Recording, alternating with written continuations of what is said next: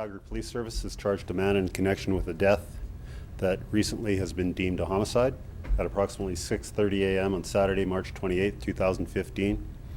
Emergency services were called to a home in the 200 block of Pine Tree Bay Northwest for reports of a deceased female. The victim's boyfriend told investigators he found his girlfriend after what appeared to be a suicide. While the woman's death was suspicious at the time, recent developments and additional testing done by the Office of the Chief Medical Examiner have determined the victim was in fact murdered. Sherry Michelle Carpin, 31, of Calgary, has been identified as the victim in this case. Carpin's cause of death is not being released at this time. Luke Anthony McLeod, 32, has been charged with second-degree murder in connection with Carpin's death. Carpin and McLeod were in a relationship at the time of the incident. However, there was no reported domestic violence history between this couple. McLeod, formerly of Calgary, was arrested in Coaldale, Alberta, yesterday, November the 25th, 2015, with the assistance of the Lethbridge Regional Police Service. He has since been transferred back to Calgary and is scheduled to appear tomorrow morning in provincial court, November 27th, 2015. I'll take your questions now. Colin, obviously this has been a lengthy investigation. This Yes. happened at the end of March. Can you just kind of walk us through what's kind of went on over the last 6-8 months? Initially, this was deemed a suspicious death. Certain investigations obviously take a long time, as is the case in baby deaths, and certain deaths take a lot of time to get back facts that we need to proceed in our investigation, and that was the case in this file.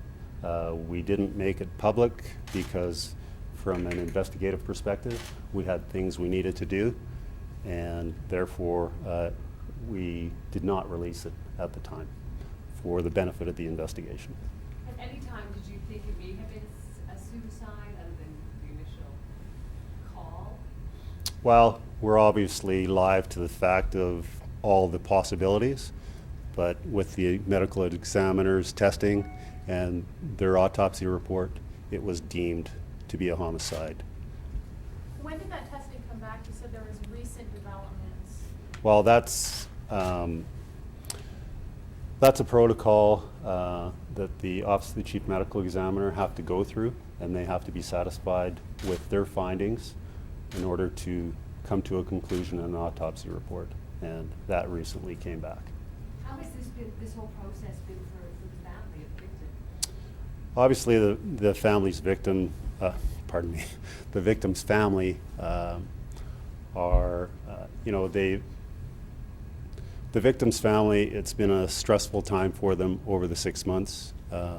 Now that they know for a fact that Sherry was murdered, it's obviously caused even more strain on them. We indicated to the family right off the bat that we were investigating this. The homicide unit was investigating it, and we're looking at all possibilities. Why isn't her, Yeah. why isn't her cause of death being released? Well, that's part of the investigation. It's now before the courts, and we don't want to release that at this time. How long were these two in a relationship? Approximately 8 months is the information we have prior to the incident. And did they live together? They lived together for approximately 8 months is the information we have. Do you know when he relocated outside Calgary? The information we have is he relocated soon after the death of Sherry. And did it take some time to find him after that once the charges were laid? We were live to the fact as to where he was. Was he cooperative at all, the suspect, with police during this investigation? He was somewhat cooperative. I'm sorry, we had a bit of an audio issue on Okay. one question about how stressful this has been for the victim's family Okay. over the past month. Obviously, the family were aware of her death right off the bat. We informed the family right at the beginning that we were looking at all possibilities, and we were continuing with the investigation. They were aware of that, but now that recently they've been informed that she was in fact the victim of a homicide, it's caused even more stress on the family. Any more questions?